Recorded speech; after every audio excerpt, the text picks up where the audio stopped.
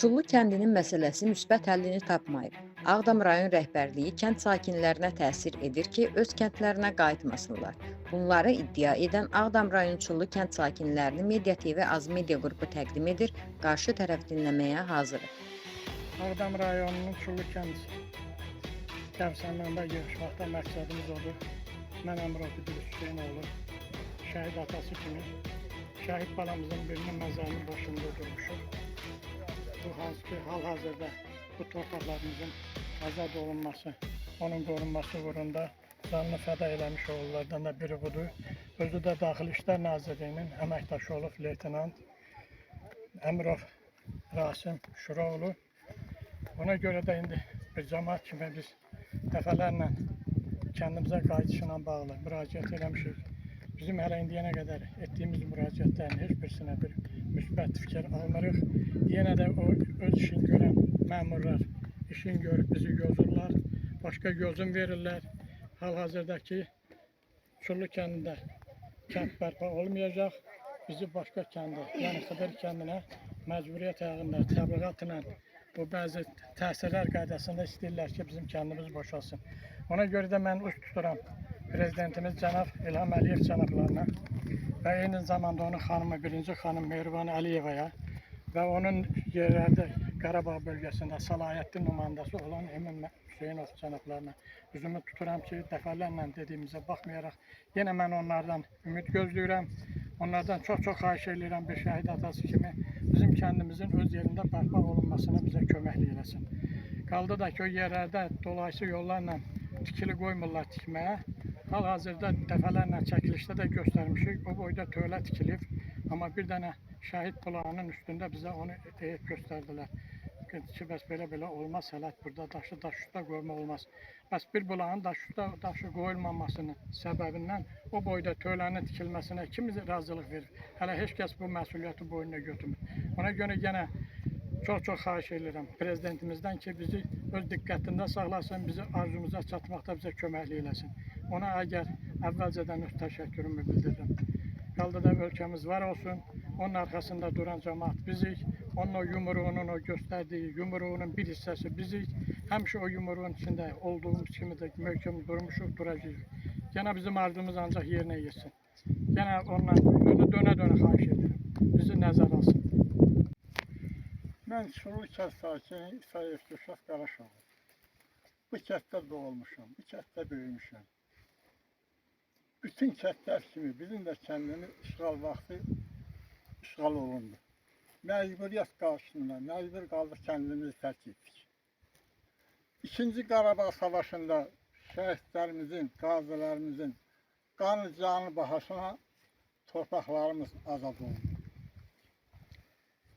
Hamı kimi biz də sevindik ki, torpaqlarımız azad oldu. Yenə qayıdacağıq kəndimizə, yenə ev tikəcəyik, yenə yaşayacağıq, yanacağıq. İndi bizi bura qoymurlar. Bizə görün nə təhlükə edirlər.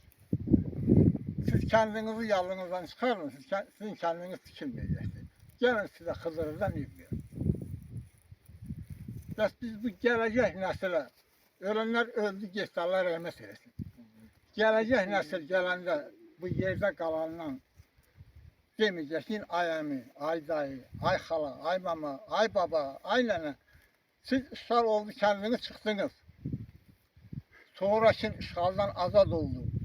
Sərbəst qayıtdınız. Niyə kəndinizə qayıtmadınız? Biz onlara nə dəyəcəyik? Səfərov Sahib Fərliqoğlu, Çullu kənd sakini. Mən bu kənddə doğulmuşam, bu kənddə böyümüşəm, hərəkət eləmişəm. Nə cavanlığım olub, bu kənddə olubdur. Ermənilərin, məmurların nəticəsində bu kənddən qovulmuşuq. 32 ildir bu kəndin həsrətindəyik. Allah'a şükür ki, şəhidlərimizə borcluyuq, qazilərimizə borcluyuq. Ordumuza Allah kömək olsun, prezidentimizi Allah qorusun. İndi də öz kəndimizi alıb bizim kəndə gəlməyimiz üçün məmurlar icazə vermirlər, qoymurlar. Dəfələrlə şikayət elədiyimizə baxmayaraq, müraciət elədiyimizə baxmayaraq, heç bir məmur bizim işimizə müsbət nəticə söyləmirlər. Prezidentimiz 50 dəfə danışır, hər dəfə çıxışında deyir ki, memurlara sizi mən vəzifəyə qoymuşum. Gedəndə cəmaatı incitmən, cəmaatı köməkli elən.